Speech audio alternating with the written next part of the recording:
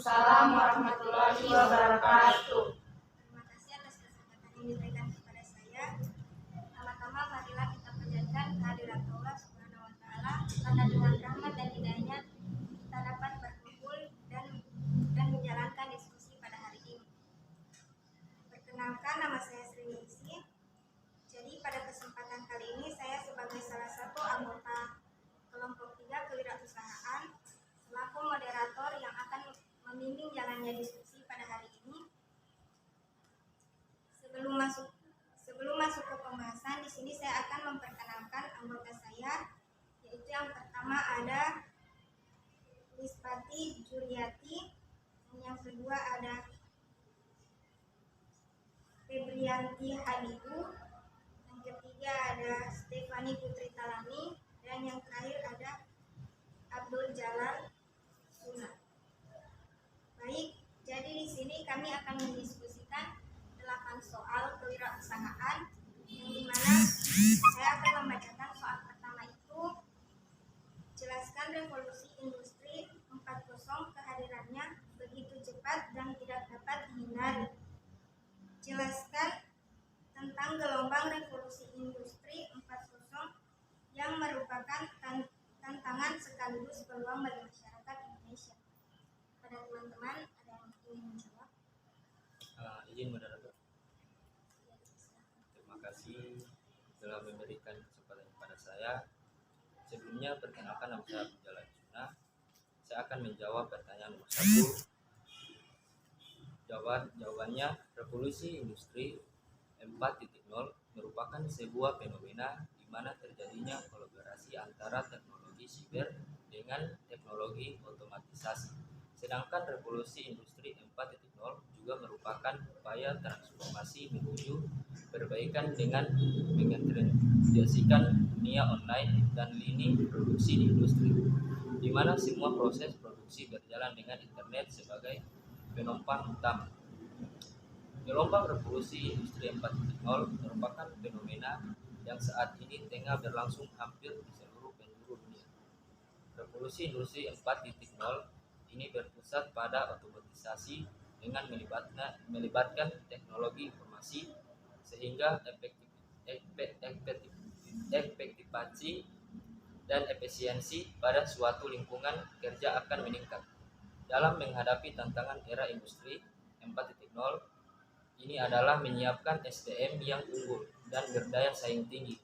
SDM unggul adalah kelompok angkatan kerja Indonesia yang profesional, produktif, mampu bersaing, dan siap menghadapi tantangan global serta revolusi industri saat ini. Terima kasih. Saya kembalikan ke moderator. Baik, terima kasih Saudara Abdul Jalal Suna. Kepada teman-teman lain, apakah ada yang ingin menambah jawaban?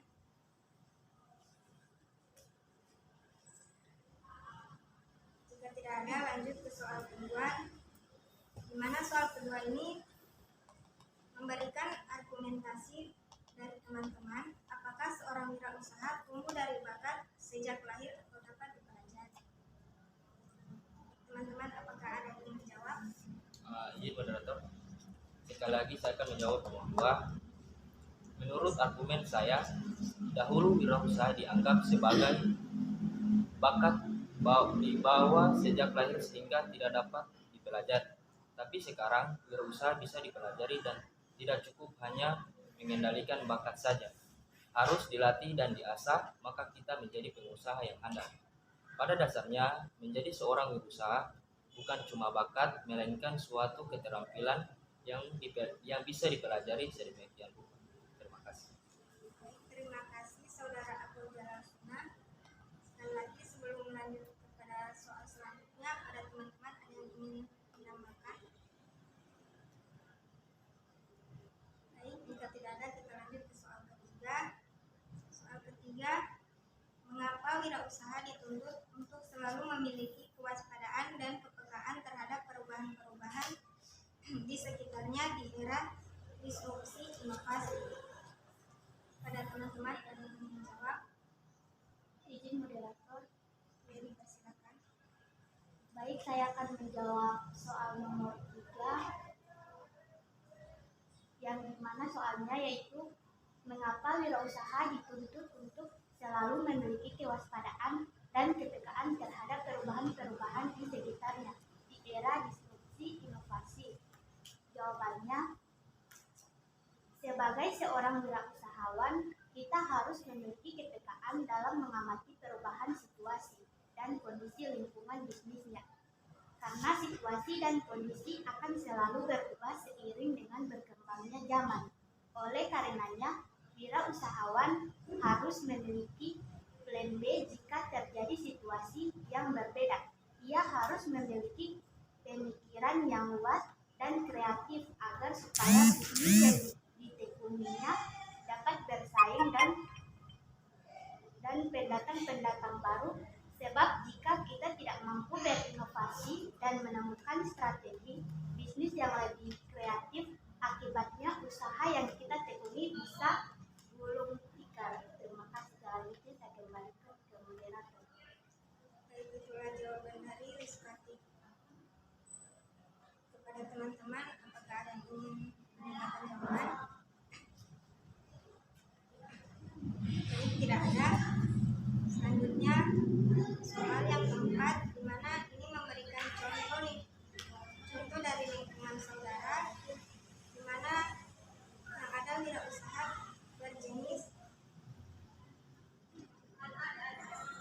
ICT, entrepreneur, replikatif entrepreneur, dan inovatif entrepreneur.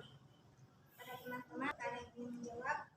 Izin moderator, saya akan menjawab soal nomor 4. Baik, langsung saja ke jawabannya.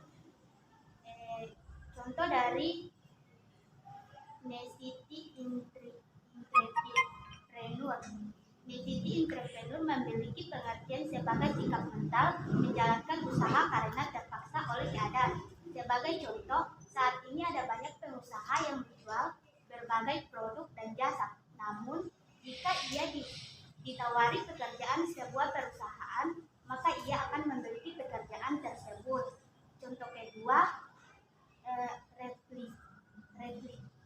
replikatif entrepreneur memiliki pengertian sebagai sikap mental usaha yang cenderung meniru bisnis yang sudah pernah ada. Contohnya, di saat tren iptek sedang naik, si pengusaha ini mendirikan sebuah usaha jual beli atau servis iptek. Yang ketiga, contoh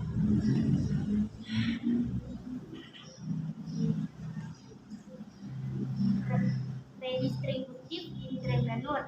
Pelaku usaha pada jenis ketiga ini menempatkan diri di antara pemilik proyek juga sebagai pelaksana proyek atau kontraktor.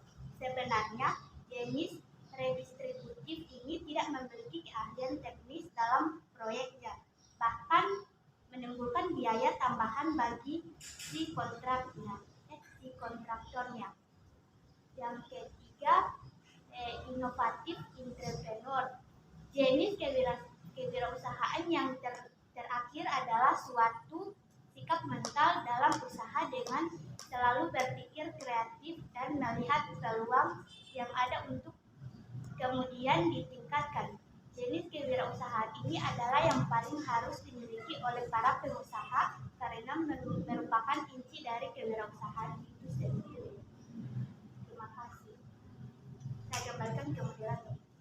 Baik, terima kasih para penjawab. Pada teman-teman lain, apakah ada yang ingin menambahkan?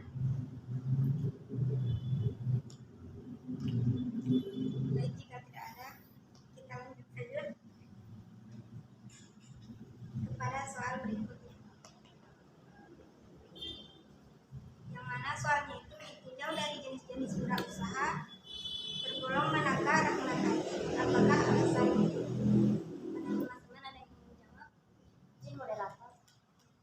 Baik, langsung saja kepada jawabannya, yaitu menurut diskusi kelompok, Rahman Adi merupakan seorang inovatif entrepreneur. Perjalanan bisnis Rahmat Adi telah dimulai sebelum kebut ini terrealisasi. Rahman Adi mulai memikirkan dan mengenai kebut sejak Desember 2011. Setelah selesai mengikuti entrepreneur camp, sebelumnya Rahmat Adi memiliki bisnis lainnya, tetapi bisnis tersebut tidak berjalan dengan efektif karena ia selalu keluar kota dan saat itu ia masih berstatus sebagai mahasiswa. Setelah gagal, ia ingin kembali berbisnis dan memilih untuk berkecimpung di bisnis kuliner. Rahmat Adi memiliki kebab karena kebab adalah makanan kegemarannya. Dengan itu, Rahmat Adi dapat dikatakan inovatif entrepreneur karena usaha yang dijalaninya berawal dari masalah dan melakukan terobosan atau inovasi untuk menjalankan bisnisnya. Baik, saya kembalikan kepada moderator. Baik, terima kasih. Sebelum lanjut ke soal berikutnya, kepada teman-teman apakah ada yang ingin menambahkan?